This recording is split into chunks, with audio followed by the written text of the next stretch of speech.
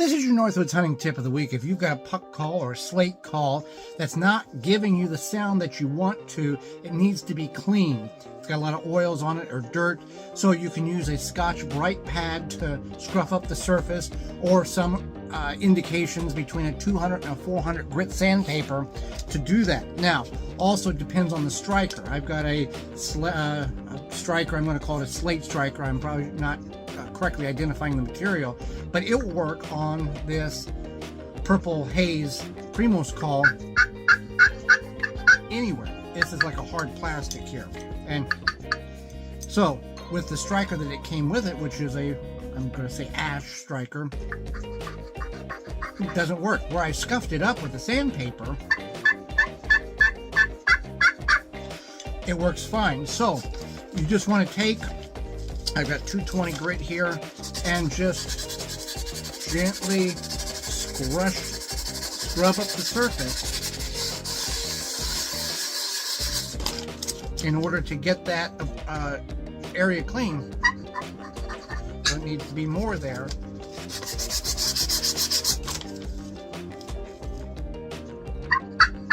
And we've got it right there. So I'll do the rest of it that way. A puck call or a slate call that has versatile, multiple different textures, this striker does not work well on. The striker that this one came with, this copper tone striker, works on the glass, the slate, and then I'm still figuring out how to minutely tone the copper. But if your puck call, slate call is not doing what it's supposed to with the striker, it's dirty, take some sandpaper or a pad and clean that off, get a little more abrasiveness on it so it will work on whatever striker you have.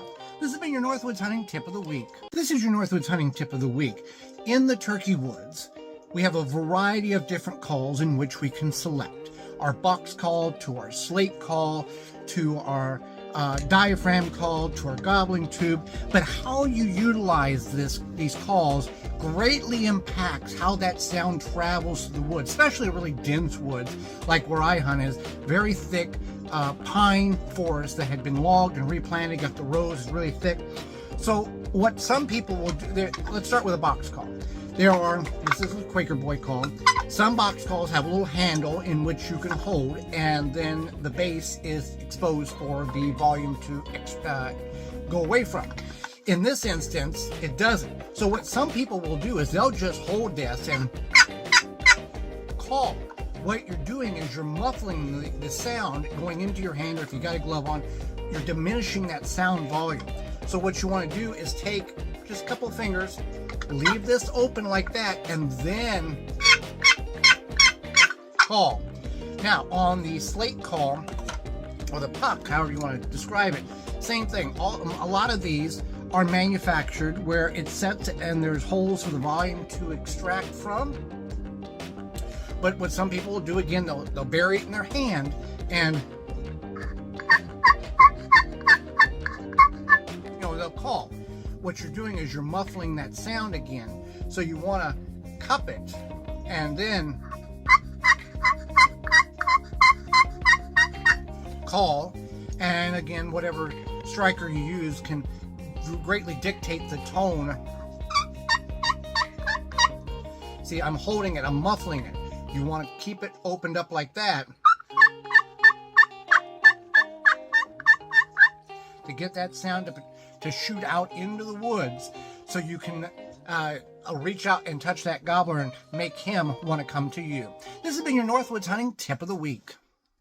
This is your Northwoods hunting tip of the week. Setting up on that bird, once we've located it, is a key aspect of the potential harvest. Now we find a tree, we move some leaves around so we can sit down either on a stool or on a cushion, and that little area is cleaned out so we can maneuver our feet around and not crunch the leaves to draw more attention to us. But also, the way you set up against the tree, based on where you think that bird is going to come in, is also key. Now I'll demonstrate a gun with this dowel rod here. Let's say I've located the bird, it sounds like he's coming like where you're at. So instead of what some people will do is they'll set up by the tree. Okay, the bird's going to come in right there. All right, I'm good. Now, if that bird comes in a little bit that way, I've got a little movement, but if it comes way out, I'm up against a tree. I cannot move. I'm right eye down. I can't swing around. Now, if I was left, I could swing. But my point is, what you want to do is, if you think the bird is setting up like where you're sitting and watching this, come and sit off at an angle. Put your off shoulder in the direction in which you believe the bird is going to come in. This will give you the advantage of, okay, I think the bird's going to come in this way. If he comes a little bit more that way, I have the ability to swing a little bit more. If he comes that way, I can swing over here. I've got 90 degrees from where I'm setting. I'm not 90 degrees from like what we spoke about earlier. If I think it's coming dead on and it comes a little bit that way, I can only maneuver so much. I just can't pull up, twist, and shoot in most instances. So you want to set up at a little bit of an off angle with your off shoulder pointing in the direction you believe that bird's going to come in, and it'll help set up on that bird so you have more forgiveness on how you swing your gun and the opportunity to harvest that bird however it comes in, right or left of where you think it's going to. This has been your Northwoods hunting tip of the week. This is your Northwoods hunting tip of the week. There's some similarities between deer hunting and turkey hunting. One being shooting lanes. Now with deer hunting, it's predetermined where your shooting lanes are going to be, and you can clear them out, set up in your deer blind or your tree stand and utilize those areas. Turkey hunting, on the go hunting, the run and gun, or setting up on a bird that you have located, the time in which is required to cut out a precise shooting lane is a little more difficult and rushed. But it is important, and some people will just go in the woods, hear a bird, sit down, and take the chance that it's going to go in a clearing or an area in which they'll be able to take an ethical shot and harvest that bird. One tool, in addition to your calls and your locators in your turkey vest, should be a hand pruners. So you can get in there and get your decoy set up if you got those. Get your gun leaned up against a tree. Kind of figure out the general area, okay, there's some brush right in here. I do need to trim a little bit out. Or if you are in the situation where you know that there are turkeys that are going to come into the open agricultural field at a certain time of day, you can get in there early and actually do it correctly, create a little ground blind to set in and harvest your bird. This has been your Northwoods hunting tip of the week. This is your Northwoods hunting tip of the week. When you're turkey hunting, the aim in which you should be targeting on the bird is right below the neck, in the conjunction of the neck and the body. I made the mistake when I was target practicing. I was aiming for the head.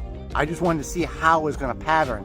I shoot at a very short range because that's the density in which I have in the woods. I don't have open prairie in which I can have infinite distance to shoot. I'm very constricted on the length and the proximity in which the birds would come in. I could get set up on them.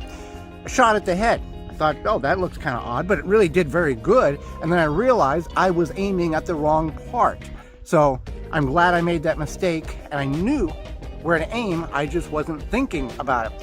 So that's a good lesson for all of us. Remember where you're going to aim, at the conjunction of the neck and the body, not just the head, so the pattern has more places to penetrate. This has been your Northwoods hunting tip of the week. This is your Northwoods hunting tip of the week. I run a 12 gauge Remington 870 Express Super Magnum for turkey hunting with a turkey spur choke. It is a .660 choke on it. Not all chokes are created equal, and the value or the cost of a turkey choke can be all over the board. So you need to do your research and figure out which one works best. I got this one from Cabela's for $49. I've shot it.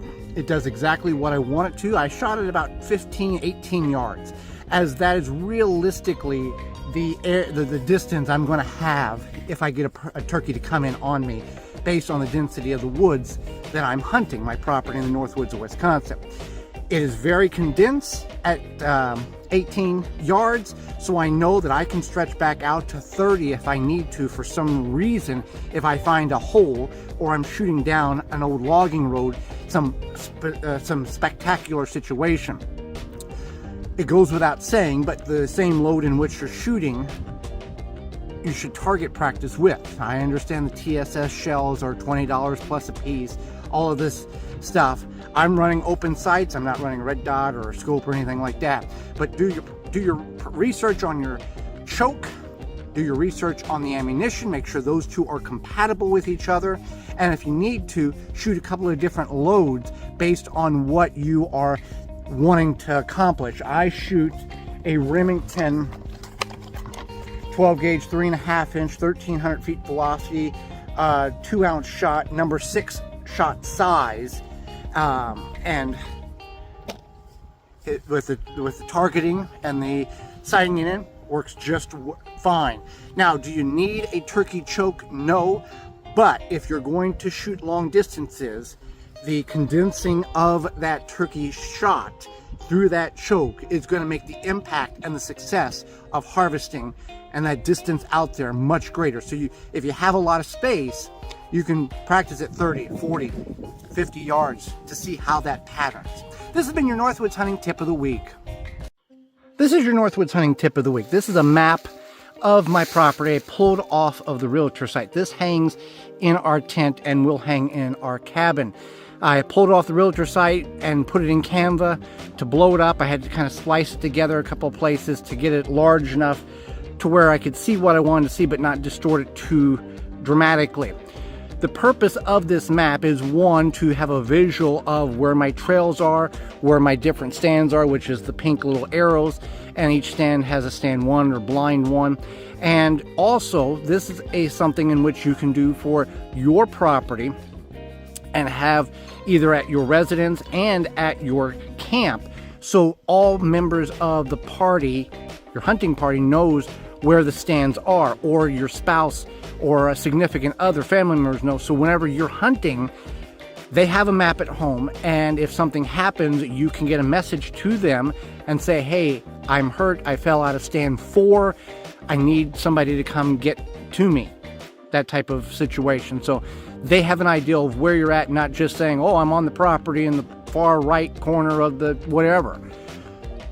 Make safety easier for people to come rescue you. This has been your Northwoods hunting tip of the week. This is your Northwoods hunting tip of the week. If you're looking at a ground blind, I would suggest one that has what they call, I think it's called a garage door, where you can open it completely up, walk in, zip it, instead of having the little corner triangle piece that you slide in. You got a backpack, you got camera gear, you got kids, you're a larger individual, this is the way to go. Now the post in there was to keep it up during winter, and we had 24 inches of snow in 36 hours and it's done its job, so we didn't have to dismantle it.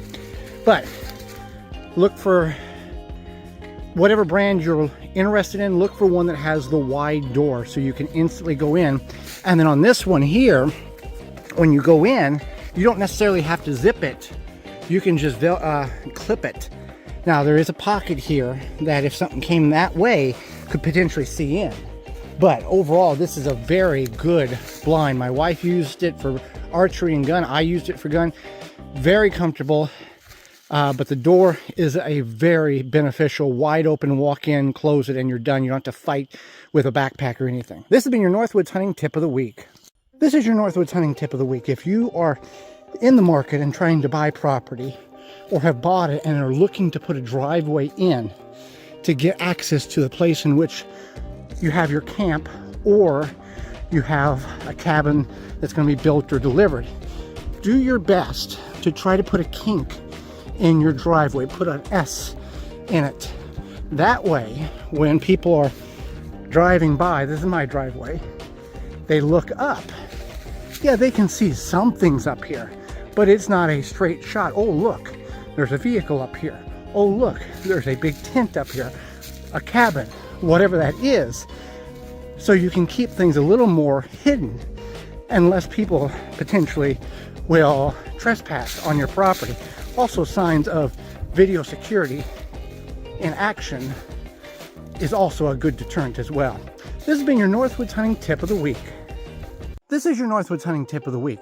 As we get to our hunting destination and walk towards our stand or the location where we're going to set up on birds that we know are coming in or that we've heard, it's important to be methodical and take our time getting there, walking slow, watching our feet, move our feet around twigs and limbs that may be in the path, not just storm to wherever we're going, sit down and wait. That's going to spook the animals. If you have your own property like I do, and your mileage may vary based on the type of species of trees you have, on the tree stand side, from the tree stand to about 100 yards out, coming back to my camp, prior to the season, I will go in there with a leaf blower and I will blow the leaves and the pine needles out of the way so it is as quiet as can be. Also, walking towards different stands, I will do that from the stand towards camp to a certain degree. Now, if you're on public land, that's different. There are certain rules and regulations you have to follow. But walking slow, a cadence, not just a boom, boom, boom, got to get to the stand or get set up next to that tree because I know turkeys are going to come out at a certain time, can change how the animals in your area react, and you just may be more successful. This has been your Northwoods hunting tip of the week.